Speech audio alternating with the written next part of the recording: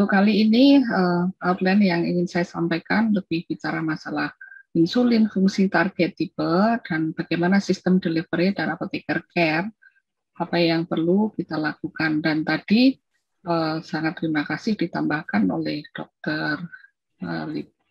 Libriansa tentang tiga hal penting ya yang perlu apoteker juga terlibat. Kalau tadi kita bicara tentang insulin, saya percaya ini hanya mengingat kembali saja untuk apa yang sudah kita terima pada waktu kuliah ataupun dengan webinar yang luar biasa yang sering banyak sekali semasa pandemi ini, yaitu yang sederhananya insulin itu hormon yang diproduksi di pankreas terutama oleh sel kita di Pulau Langerhans yang mengatur jumlah glukosa dalam darah. Jadi kalau boleh saya pointerkan bagaimana fungsi insulin ini terhadap glukosa, karena ini dia mengatur jumlah glukosa yang di dalam darah. Kenapa? Karena dengan melalui insulin yang akan berinteraksi dengan reseptor, dia akan mempengaruhi glukosa transportase sehingga glukosa bisa masuk ke dalam tubuh dan akhirnya akan menjadi glukosa fosfat, jadi ATP dengan berubahnya dari ADP, kemudian akan menjadi energi yang sangat kita perlukan. Di sisi pihak, insulin ini juga nanti akan mempengaruhi bagaimana keseimbangan, jadi jumlah dalam mengatur jumlah, jadi keseimbangannya bagaimana insulin itu akan diam mengurangi gula dengan sistem yang berlaku di sini dengan melalui glukosa, transport, glikogen sintesis dengan protein sintesis dan sel growth.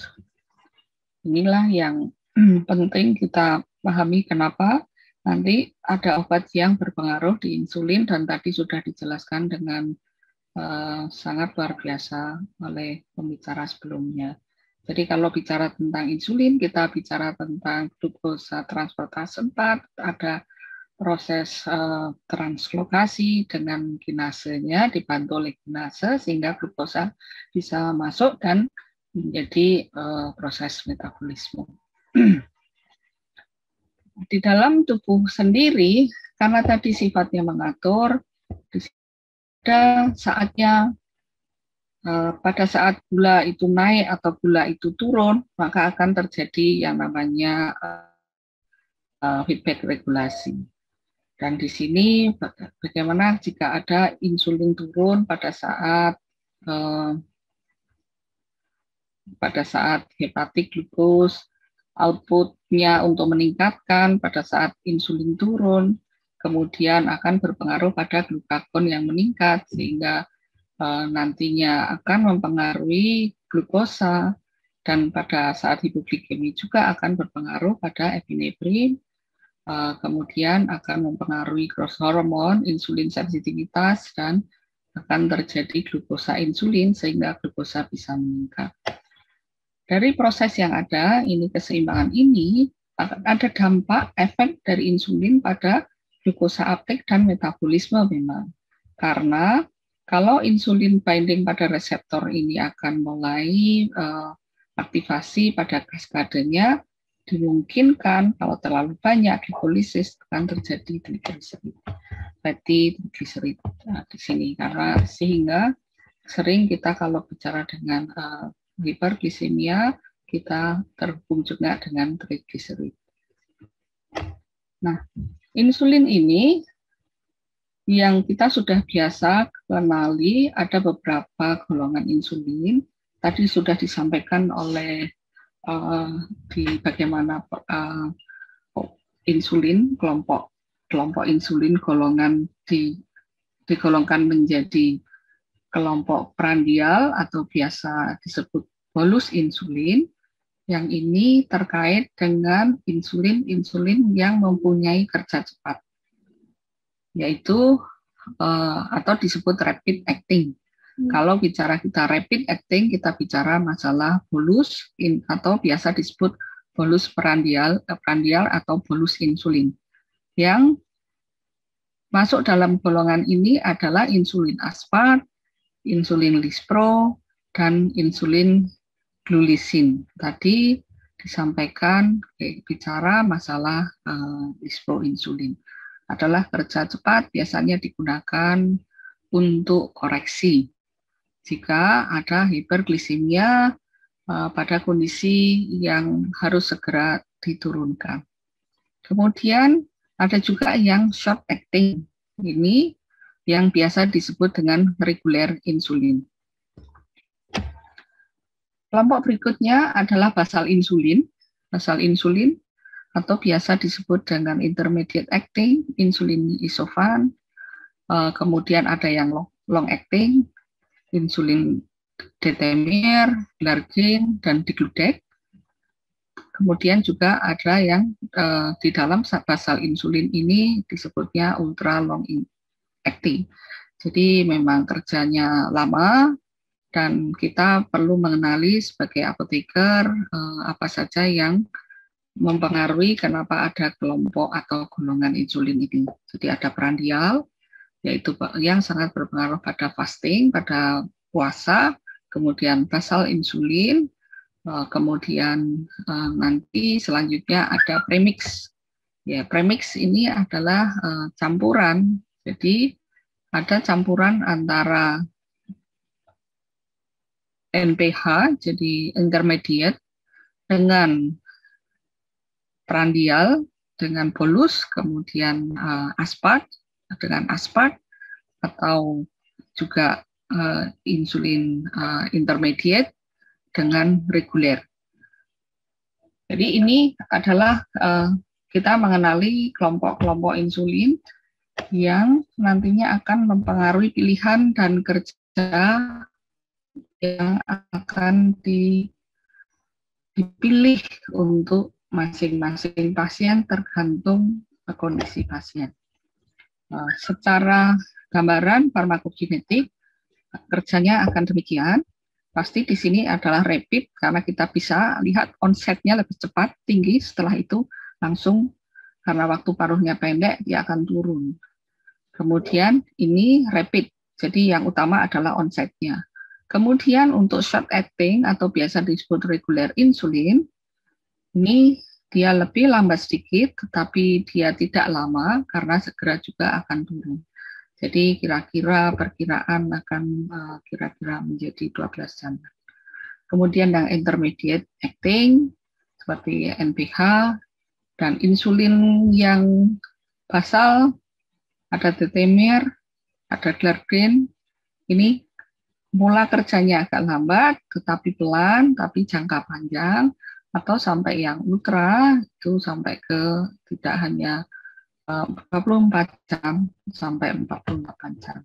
Jadi ini memberi gambaran kita untuk membayangkan bahwa untuk pasien dengan hyperglycemia yang tinggi, yang tidak boleh karena tidak boleh lebih dari 300, kemudian tadi disebutkan ada, maka kita harus memperhatikan segera dikoreksi. Yang tadi itu sudah disampaikan bagaimana untuk mengoreksinya. Di samping juga bagaimana pilihan pertama pada saat nanti tergantung kondisi pasiennya, apakah dia langsung sudah diberikan dengan, atau pertama adalah basal, kemudian atau dia diberikan dengan rapid, tergantung dari masing-masing kondisi individual pasien itu. Sedikit karena kita mengenali insulin, jadi kita kenal dulu sifat-sifatnya, tadi golongannya. Jadi ini yang ingin saya sampaikan. Pasti kalau farmakokinetik kita bicara masalah onset, masalah peak, masalah durasi, masalah half-life. Apakah ini sangat penting, sangat-sangat penting, tidak hanya pada saat kita kolaboratif dengan dokter, tetapi pada waktu kita komunikasi dengan pasien. Karena nanti ada, saya sampaikan beberapa hal, kenapa pasien itu juga kadang barriernya menolak untuk menggunakan insulin. Di sini misalnya untuk rapid acting, onsetnya jadi 0,2 sampai 0,3. Dia ada yang subkutan. Ini subkutan, kemudian bisa 5 sampai 15 menit. Jadi tergantung masing-masing, tetapi ini akan terbedakan antara rapid dengan short acting. Kalau rapid kita bicara masalah menit 10-15 menit, tapi kalau short acting kita bicara masalah setengah jam, 10-15 menit atau setengah jam. Untuk seumumnya adalah subkutan. Beda dengan IV. Memang sifat kita kalau sifat rute administration, kalau IV dia akan cepat. Dan kalau dibedakan dengan basal insulin, dia mulai kerjanya 1 sampai 1,5 jam, dan untuk long acting 3 sampai. Jadi kita bayangkan bahwa grafik tadi adalah bagaimana gambaran, bagaimana kita insulin itu membantu dalam pengelolaan kadar gula darah di dalam tubuh. Kita mau yang cepat atau kita yang kerja pendek atau kita perlukan yang lambat tapi jangka panjang. Jadi ini 3 sampai 4 dan kemudian peak-nya akan berbeda. Ini 1 sampai 3 jam cepat. Untuk short acting juga 3 jam. Kemudian NPH 4 sampai 12 jam. Tadi saya sampaikan bahwa grafik itu menunjukkan memang 14 jam. Kemudian ini tidak peak karena dia landai, dan kalau insulin digludek dia mempunyai kerja sampai 9 jam. Nah, durasi half-life ini yang saya sampaikan bahwa untuk insulin yang acting, rapid acting, jadi kerja cepat, itu durasinya tidak lebih dari 5 jam. Tapi kemudian untuk yang short acting sampai 12 jam, kemudian untuk yang basal insulin yang intermediate acting sampai 14 jam, tapi untuk yang long acting 24 sampai 42 jam. Ini pasti akan berbeda sangat kebutuhannya untuk pasien dengan yang harus dikendalikan tetapi risiko pada kepatuhan, pemilihan pada mana yang dipilih, apakah yang cepat ataupun yang lambat, dengan waktu paruh masing-masing. Di sini yang menarik untuk digludek itu waktu paruhnya 25 jam. Dengan demikian menjadi satu pertimbangan betul pada saat kita memilih waktu paruh yang panjang, karena nanti akan mempengaruhi pengendalian dari dan akan berisiko jika ada fluktuasi ataupun yang hanya karena temporer. Misalnya tadi yang disampaikan oleh Dr. Lebri itu tentang dia hanya pada saat stres awal, tapi dipilihkan yang ini, nah itu akan berisiko karena komplikasi atau efek samping yang muncul dari hipoglikemia. Ini bentuk sediaannya, jernih, kecuali yang NPH sedikit cloudy, karena dia memang ada bentuk sediaannya yang harus diperhatikan. Jadi ini bukan pernah itu satu pasien mengembalikan karena merasa ini obatnya sudah ED, harus dijelaskan kenapa ini cloudy. Jadi bentuknya demikian. Kemudian juga ada premix, jadi campuran bagaimana nanti untuk kondisi tertentu menggunakan premix, jadi campuran antara reguler, kemudian dengan intermediate, kemudian juga dengan basal, dan kerja cepat, kerja rapid. Dan ini memang secara umum tidak semuanya ada di Indonesia, tetapi kita bisa membayangkan bahwa macam insulin itu mempunyai karakter masing-masing. Dan kalau saya lihat ini misalnya, ini hanya contoh lain aja dari tabel. Nanti Bapak Ibu akan banyak menjumpai tabel-tabel tentang insulin komparasi chart. Hanya nanti yang di sini yang ingin saya perhatikan bahwa tadi prandial itu ada hubungannya dengan makan. Jadi karena tadi onsetnya, maka dia diberikannya sebelum 5-10 menit atau 15 menit sebelum makan. Kemudian yang reguler juga demikian. Dan ini ada hubungannya dengan karena prandial. Tapi kalau yang basal tidak ada hubungannya dengan makan. Demikian. Perkeni sendiri mempunyai tabel juga yang berbeda. Hanya ingin saya tunjukkan bahwa di sana, tapi sebetulnya datanya hampir semuanya sama untuk informasi tentang indikator farmakokinetik. Hanya ada tambahan, misalnya ini bentuk sediaannya, ada yang pen, cartridge, ada file, ada cartridge, dan ada pen. Demikian. Tentu teknologi bentuk sediaan ini yang mempengaruhi seperti tadi yang disampaikan pada saat jeda. Nah, ini kemudian kita bicarakan tentang penggunaan insulin. Targetnya apa toh? Bahwa secara umum penggunaan insulin itu untuk mengendalikan hiperglisemia setelah makan, terutama untuk insulin bolus, yaitu yang rapid acting. Ini contoh. Kemudian bagaimana cara pemberiannya tadi pasti 5-10 menit sebelum makan. Ini untuk mengendalikan hiperglisemia setelah makan. Jadi ada meal related yang akan diperlukan setiap makan itu 10-20% untuk mencapai peak dalam 1 jam. Demikian. Jadi kalau kita ingat bolus insulin, kita ingat makan, kita ingat timing, dan kita ingat onset. Dan ini yang nantinya kita bisa jelaskan kepada pasien kapan seharusnya memakai insulin. Sehingga tidak banyak nanti mengurangi datangnya pasien kembali ke IGD karena hipoglikemi. Karena pemilihan waktu yang tidak tepat dalam penggunaan. Kemudian juga misalnya untuk basal insulin. Basal insulin ada beberapa di sini, yaitu penggunaan basal insulin itu menekan produksi insulin dalam periode makan sampai malam hari. Ini basal. Yang dibutuhkan adalah 40-50%, terutama diberikan pada bedtime. Karena apa? Karena pada saat ini muncullah insulin di dalam tubuh, kemudian pada saat malam bedtime akan turun tetapi akan keluar, tetapi ini hanya untuk menjaga normal insulin seperti pada insulin di dalam tubuh. Ini hubungannya dengan basal insulin. Kita pasti kalau apoteker kalau kita tidak cerita tentang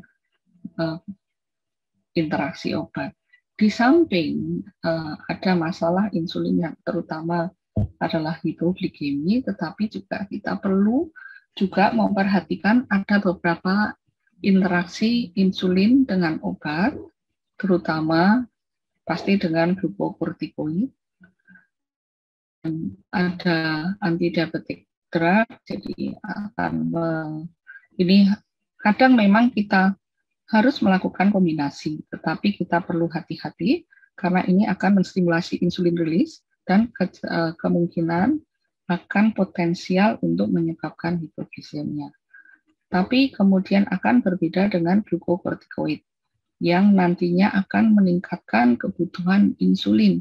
Jadi kadang-kadang yang kita lihat kenapa gulanya naik, kita juga perlu melakukan telusur riwayat pengobatan. Apakah ada pengobatan yang baru diberikan atau tidak, terutama nanti kalau ada hubungannya dengan glukokortikoid. Karena ini akan meningkatkan visceral adipose tissue. mempengaruhi peripheral resisten pada insulin pada periferal. Demikian. Kemudian oral kontraseptif juga demikian. Kemudian juga ini antibiotik. Antibiotik yang terutama adalah fluorokinolon, entah itu ciprofloxacin, levofloxacin, moxifloxacin, cartifloxacin, atau sulfa. Ini karena akan menstimuli insulin dari dalam tubuh, sehingga kadang-kadang di dalam kalau dirawat inap, ini kenapa pasien ini gulanya naik, tapi kita perlu memperhatikan apakah dia mempunyai sulfa atau fluoroquinolone. Walaupun tidak semua muncul pada pasien, tetapi itu menjadi pertimbangan yang harus dilihat. Juga termasuk tiazid, kelompok tiazid, entah itu HCT ataupun clortalidon, dia akan mengurangi rilis insulin, dan beta blocker, labetalol, nadolol, propanolol, ini akan mempengaruhi beta blocker yang akan menghambat insulin rilis. Dan ini harus hati-hati karena kemungkinan akan tampak butuh insulin tinggi, tapi setelah obat ini off, kemungkinan potensial untuk hipoglikemi. Nah, hipoglikemi seperti apa? Itu sebagai efek samping yang paling sering untuk insulin adalah tanda-tanda yang tampak, ada moodnya berubah, gemetar, pucat, berkeringat, sakit kepala, kita sering ya kalau pekerjaan nanggung, kemudian lupa makan, tahu-tahu kepalanya pusing berat, penglihatan kabur, itu karena lapar juga. Ini tanda-tanda yang perlu juga disampaikan kepada pasien, terutama pada awal-awal menggunakan insulin. Kalau ini tidak dikomunikasikan, inilah salah satu alasan kenapa pasien juga sering menolak, di samping takut adanya jarum yang harus jarum aja takut. Kita sering ini masa pandemik banyak orang gagah perkasa menangis-nangis pada waktu mau divaksin. Hipoglikemia ini ada yang ringan, ada berat. Karena untuk yang berat, kita tahu bahwa masalah glisemia, hypo, itu dimungkinkan irreversible kalau terlalu lama, karena tidak ada mempengaruhi energi yang di otak. Dan ini harus segera dikoreksi. Sehingga kita perlu mengenali kapan ringan, kapan berat. Tadi disampaikan, kurang dari 70 adalah hipoglikemi. Tetapi kalau sudah di bawah 40 itu berat, 50-40. Kalau ringan itu bisa dikoreksi dengan sendirinya, tapi ini perlu bantuan. Kemudian hal lain adalah infeksi pada tempat suntikan. Nah, ini pasti banyak sekali distrofi, daerah yang distrofi begitu. Kemudian untuk apoteker sendiri, kita juga perlu untuk teknologi insulin, metode insulin delivery yang sekarang mengalami perubahan. Misalnya kalau awal dulu bentuknya vial atau syringe, kemudian ini memang kurang ekspensif ya, lebih murah karena bisa dipakai untuk berbagai, tapi untuk bisa digunakan berkali-kali, tetapi kita tahu risiko pada infeksi itu tinggi, kemudian tidak user friendly, dan itu juga bisa menyebabkan nyeri. Akurasi ini yang sangat mempengaruhi, apalagi kita tadi belajar bagaimana pentingnya akurasi karena dosisnya itu 0,0, apalagi dengan koreksi. Maka ini ada yang netes lah, ada yang kurang lah. Kadang-kadang kalau tidak membaca siring dengan baik, itu bisa bablas atau kurang, itu dianggap malah sedikit aja. Itu menjadi hal yang penting. Kemudian berubah menjadi pen device sekarang. Memang nyaman, tapi tetap aja ada rasa sakit, dan memang lebih akurat, presisi dibandingkan dengan siring, atau biasa disebut dengan SPED. Tapi memang memerlukan diperlukan satu edukasi bagaimana menggunakan secara mandiri. Mudah digunakan setelah nanti biasa dan ada edukasi. Tidak hanya konseling untuk teknik, tetapi memerlukan edukasi.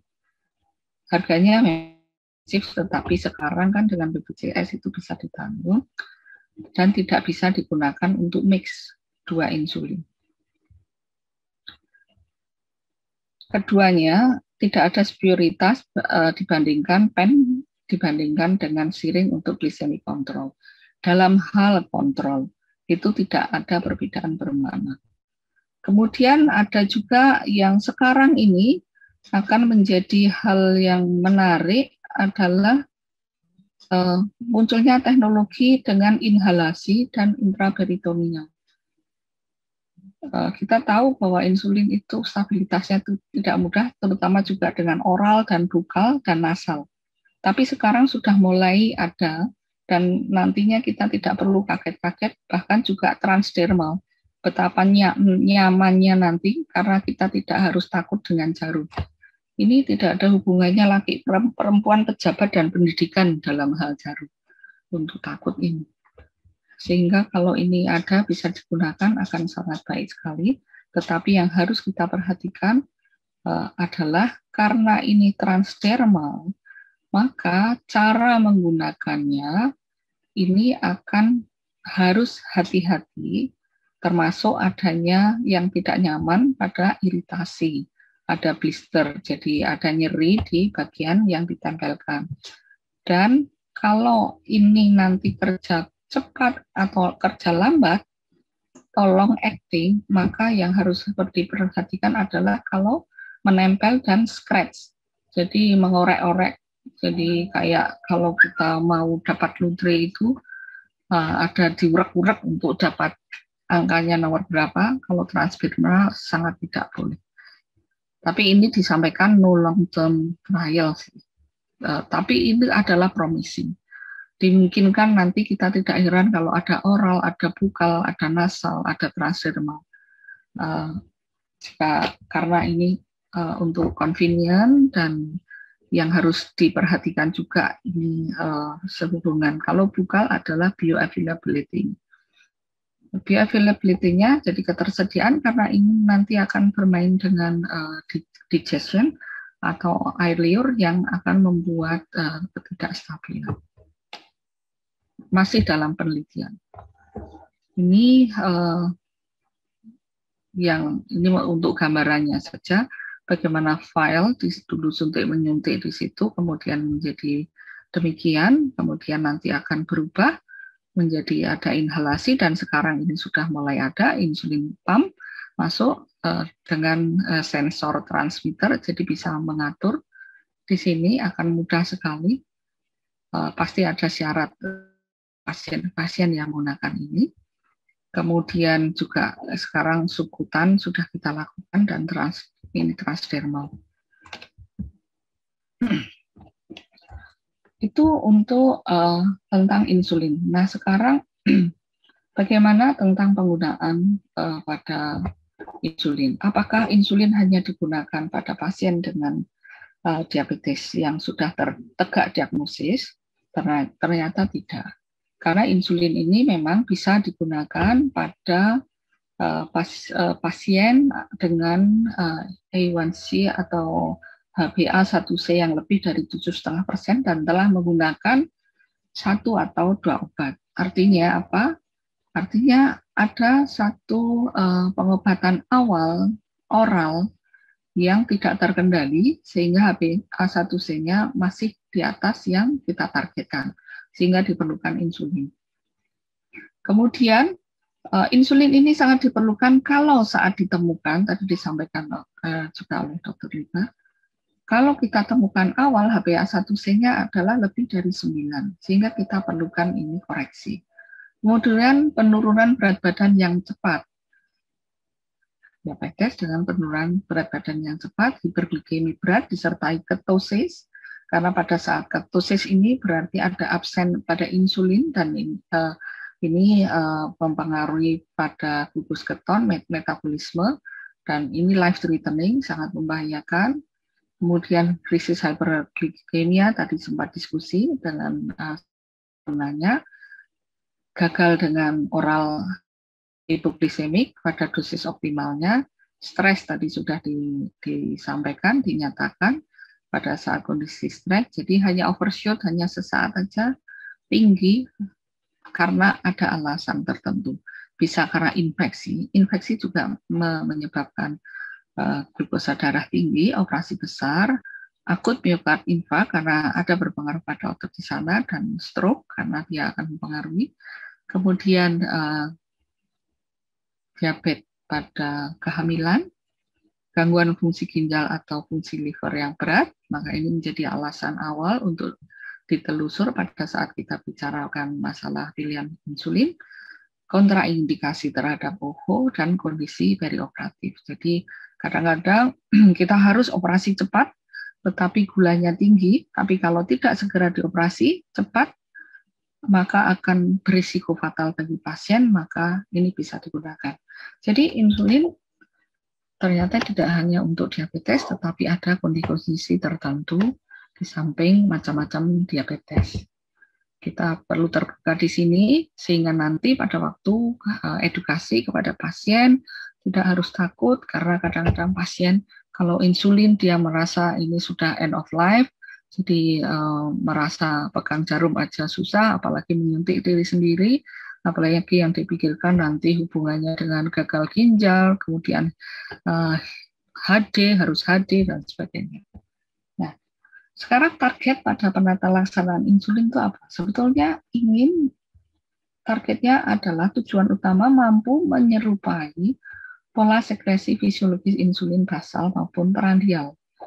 Jadi bagaimana ini adalah kondisi normal, jadi ada makanan akan naik, kemudian akan turun lagi, dan pada saat malam hari dia akan landai.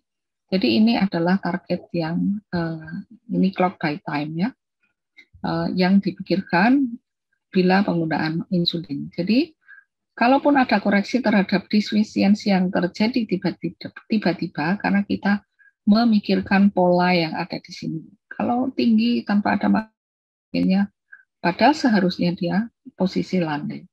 Defisiensi insulin berupa defisiensi basal atau prandial atau keduanya.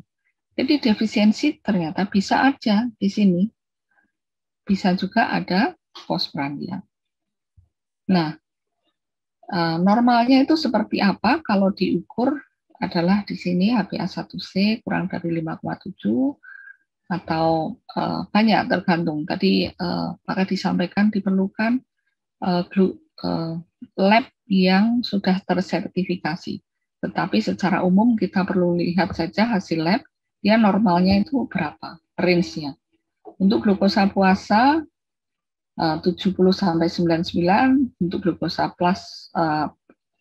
plasma postprandial 70 sampai 139. Tetapi ini kita juga perlu perhatikan kondisi pasien, apakah itu rawat jalan di komunitas ataupun di rawat inap. Karena tadi disampaikan untuk rawat inap targetnya berbeda, kritikal ataupun non kritikal, sampai ke 140-180. Jadi insulin dia mempunyai fungsi bagaimana sesuai dengan kondisi pasien. Ada beberapa, ini hanya lebih pada ilustrasi hiperglisemia atau hiperglikemia yang akan dia terkait metabolisme ini awal-awal dari sel beta pankreas yang akan memproduksi, kemudian akan mempengaruhi pada berbagai fungsi di sini yang berakibat gula menjadi tinggi. Kenapa saya sampaikan kita perlu memahami ini, bagaimana pada otot, hepar, dan sebagainya, karena nanti perlu untuk menjelaskan kepada pasien. Kenapa kita harus menjelaskan atau edukasi, karena kalaupun ada, kalau pasien tidak menggunakan dengan benar, maka kita tidak akan sia-sia melakukan itu. Nah, ada selalu pertanyaan dari pasien, apakah saya harus terus-menerus menggunakan insulin? Hanya sekarang mengingatkan aja. Kita hanya recall saja bahwa ada tipe yang secara umum, tipe 1, tipe 2 untuk insulin, walaupun ada yang gestasional dan sebagainya. Hanya secara umum kalau kita mengenali tipe 1 berarti dia tidak ada insulin, bahwa ini lifelong. Hiperglikemia dalam darah karena glukosa tidak mempunyai transportasi insulin sehingga tidak dapat masuk ke dalam sel. Jadi kalau bicara begini artinya kita mempunyai sikap yang tidak memberikan harapan bahwa enggak nanti tidak harus Anda minum atau injeksi ataupun menggunakan jarum dan sebagainya. Dan juga tipe 2 bagaimana bahwa ini hubungannya pada resistensi atau berkurangnya insulin sehingga dimungkinkan dia hanya sesaat atau memang karena tidak terkontrol dengan baik pada saat tadi disampaikan penggunaan oral berglikemi yang tidak terkendali dengan baik dengan alasan apapun dimungkinkan menuju ke arah sana. Dan organ yang terkait adalah ada hubungannya dengan pankreas, ada hubungannya dengan liver, ada hubungannya dengan organ muskuloskeletal yang lain. Ini nanti pengaruhnya pada insulin. Selanjutnya pada penata-laksanaan diabetes tadi sudah disampaikan oleh Dr. Liver. Saya tidak akan banyak menyampaikan untuk farmakoterapi, hanya pada saat insulin ini diperlukan tidak selalu sendirian. Kadang-kadang memang sudah ada OHO atau menjadi tambahan untuk ditambahkan insulin. Kalau memang tidak terkendali. Ini contohnya HbA1c-nya tidak mencapai yang diharapkan lebih dari 8,5, maka perlu tambahan insulin. Walaupun pada tahap awal sudah ada lifestyle, pada tahap awal ini tidak berhasil, tambah obat oral, kemudian ternyata tidak berhasil, ada masalah ketidakpatuhan, kemudian harus ada tambahan insulin di sini. Ini adalah tadi hanya lebih pada mengulang, jadi untuk memudahkan nanti mengerti. Dan untuk termasuk tadi saya sampaikan, tipe 2, tidak harus tipe 1, ini untuk lebih menjelaskan, kalaupun dia tidak berhasil, maka perlu ada tambahan insulin. Demikian. Sebetulnya memang sekarang ini pada penata-laksanaan diabetes, itu ada tahap inisiasi, disebutkan tadi, ada optimalisasi, dan ada tahap intensifikasi. Apa maknanya? Karena maknanya kita ingin melihat pada proses farmakoterapi sekarang itu di tahap yang mana? Apakah di tahap awal, apa tahap optimalisasi, atau tahap intensifikasi? Yaitu kalau tahap intensifikasi itu sudah mulai penggunaan premix, kemudian ada juga kombinasi, dan ini semuanya diupayakan tahapan dan tidak selalu berurutan, tergantung pada saat awal kondisi pasien itu seperti apa, baru dikoreksi dan bisa dilanjutkan lagi. Sekedar informasi. Ini ada tabel yang menarik. Apa sih pengaruhnya insulin dan kenapa kita sibuk-sibuk urusan dengan HbA1c? Karena demikian, pada saat kita targetnya misalnya di sini 7,3, semakin ke sana, di sini ada dua hal yang mempengaruhi insulin.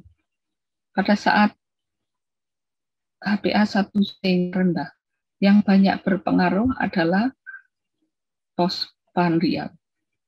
Tapi kalau pada saat HbA1c-nya tinggi, yang berpengaruh fasting dan juga postprandial.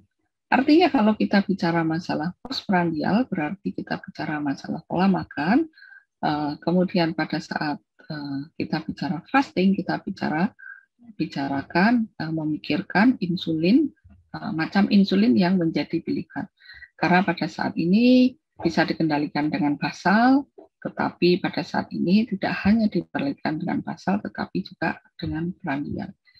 Ini sehingga kadang ini bisa sendiri, tetapi bisa menjadi dua macam insulin yang digunakan. Di Indonesia sudah disampaikan tadi jangka menengah, jangka panjang, kemudian untuk target yang terakhir menurunkan morbiditas dan mortalitas. Morbiditas tadi adalah hubungannya dengan komplikasi, bagaimana tentang kecacatan atau retinopati yang ini sangat atau harus amputasi, itu hal yang sangat menyedihkan. Tetapi kalau kita perhatikan Riskesdas dari tahun 2019 yang terakhir 18-15 memang ada perbaikan di Riskesdas untuk gambaran di Indonesia. Penata laksanaan diabetes ini di Indonesia. Sehingga Perkeni mempunyai satu konsensus, dokter-dokter penyakit dalam di sini, bahwa untuk manajemen ada 5 hal ini. Ada edukasi dan support, ini yang pertama. Kemudian ada nutrisi, kemudian ada physical activity, ini ada lifestyle, 2, 3, dan 4, dan ini medication. Yang utama adalah ini. Kenapa demikian menarik? Karena kalau kita bisa mengelola ini, sehingga targetnya bisa menurunkan HbA1c, kalau turun tadi 1%, dia bisa akan menurunkan komplikasi morbiditasnya. Ini sampai min 21, 1% ini. Secara umum komplikasi. Hubungannya dengan kematian bisa turun 21%. Semua kasus heart attack bisa turun 14%, stroke bisa diturunkan, karena ini stroke salah satu adalah komplikasi karena DM. Kemudian ini pada kerusakan mata, ginjal sampai ke 37. Betapa sangat berharganya bisa menurunkan 1% HbA1c. Di Riskesdas tadi yang sudah saya sampaikan, memang betul secara umum menurun untuk perbaikannya membaik. Tetapi kalau saya lihat kembali, masih ada hal yang tidak sesuai. Ternyata banyak hal yang membuat pasien tidak minum atau tidak suntik obat. Di sini yang utama adalah merasa sudah sehat, tidak rutin berobat, hampir sebagian beralih ke obat tradisional, dan sering lupa. Dan ini didukung oleh data juga bahwa kerutinan memeriksa kadar gula darah ini yang rutin hanya 1,8%, yang tidak rutin 12,8%, dan tidak pernah melakukan pemeriksaan gula darah 85,5%. Tadi disebutkan bahwa betapa pentingnya monitoring, karena kita akan melihat apakah efektif, yang kedua apakah ada komplikasi atau efek samping.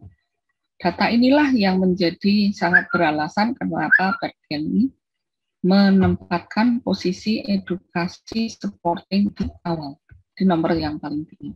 Karena sangat kecil dan ini sangat mempengaruhi kepatuhan bagaimana keberhasilan. Apapun pilihan obat, apapun hebatnya dokter ataupun nutrisionis ataupun apoteker, kalau obat atau injeksi itu tidak digunakan, itu akan sia-sia. Maka di sini akhirnya kita akan berhenti sejenak bahwa di dalam kompetisi itu ini masalah kepatuhan. Dan apoteker mempunyai peran penting karena di sana ada obat. Pada saat itulah kita bicara kepatuhan obat. Dan WHO sendiri menyampaikan ada 5 dimensi yang akan mempengaruhi obat secara umum untuk pasien kronis. Karena pasien, karena ekonomi, karena kondisi, atau karena sistem dan hubungannya dengan terapi. terapi karena complicated.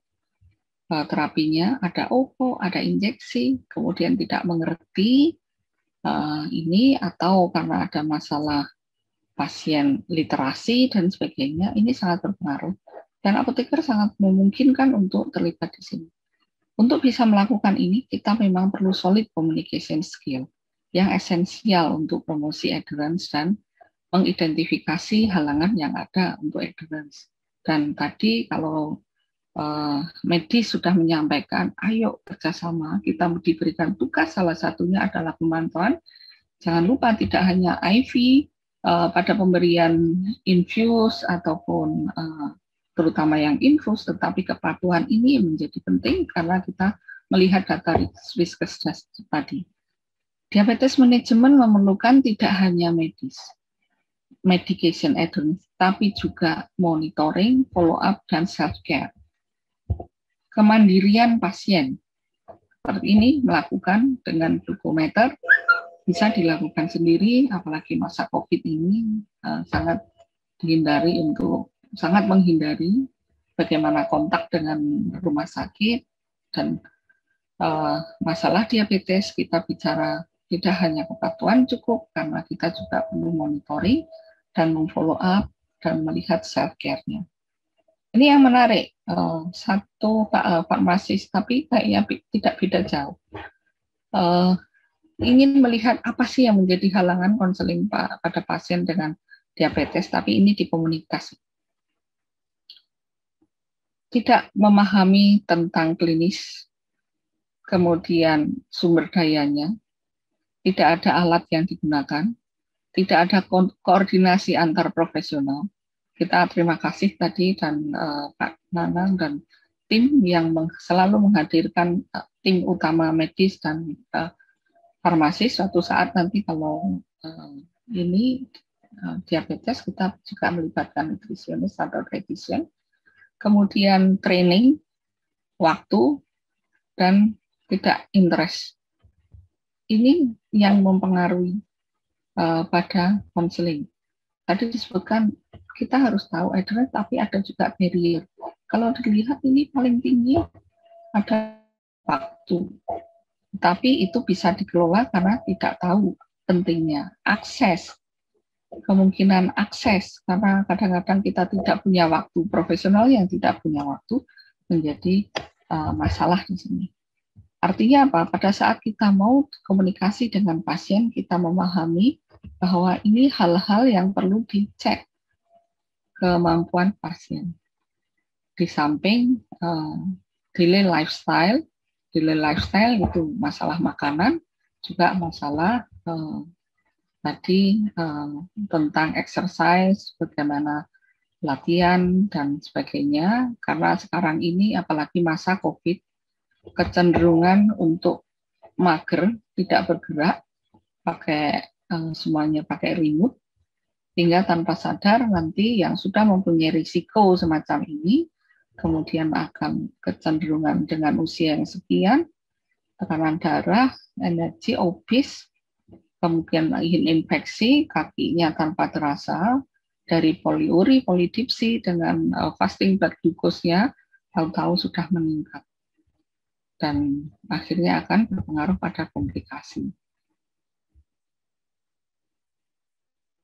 Itu adalah alasan kenapa kita terlibat pada monitoring.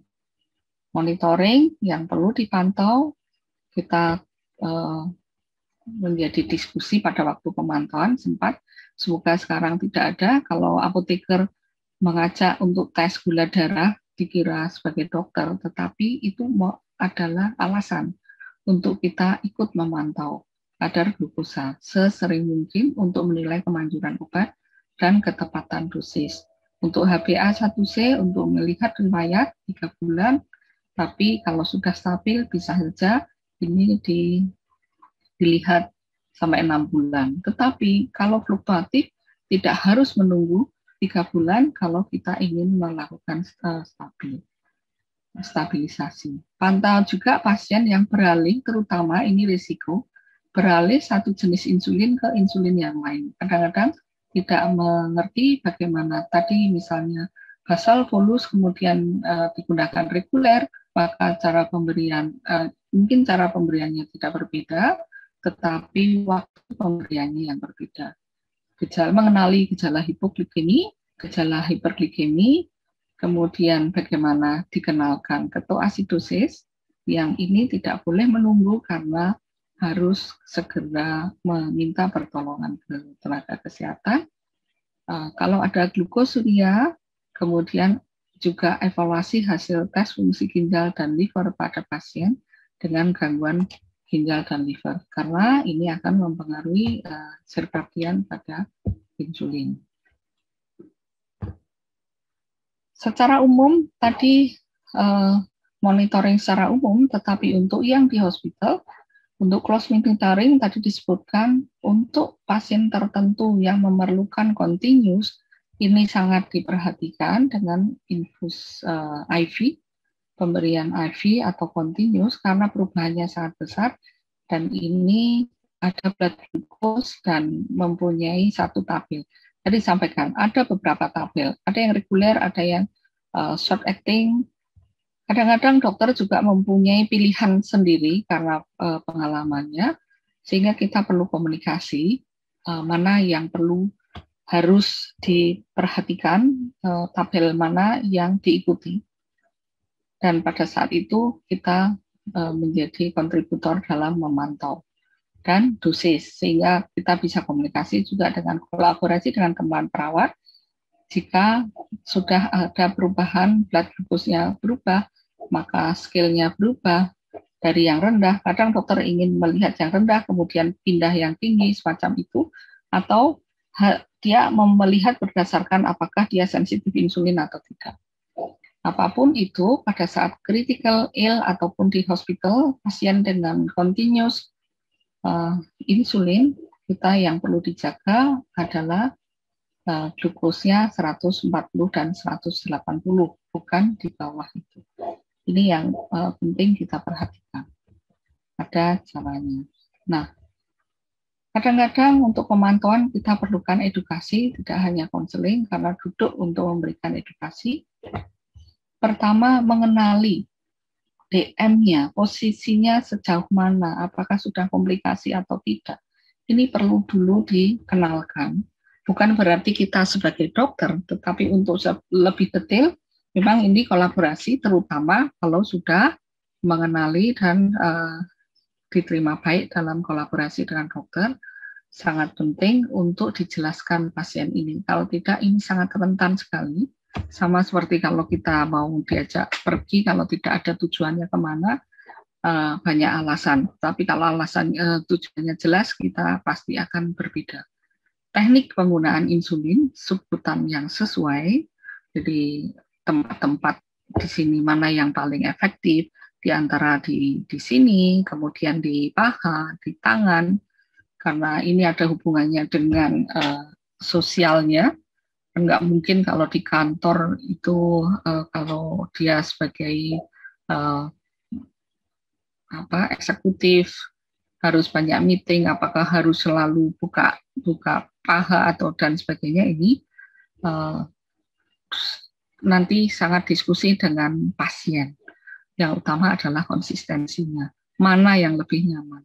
Kemudian bagaimana memindahkan tempat-tempat untuk injeksinya, dan mengenali, melaporkan tanda gejala hipoglikemi atau hiperglikemi yang perlu komunikasi, bagaimana cara simpannya, dan bagaimana memantau dan mencatat kadar glukosa darah, dan jika diindikasikan juga kalau ada urin atau keton.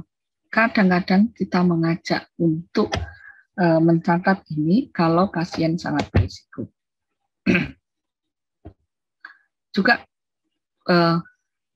pada saat edukasi, kita perlu edukasikan juga bahwa perubahan pola makan, aktivitas, kondisi psikologis memungkinkan ada perubahan glukosa darah. Dan kemungkinan ada kebutuhan insulin yang berbeda. Bukan berarti lebih buruk, tapi berbeda. Menjalani pemeriksaan medis, karena tadi hanya periksa 1,8 atau itu berdasarkan Riskes test, gigi kaki yang teratur, penglihatan karena kita ingin pasien terdeteksi awal.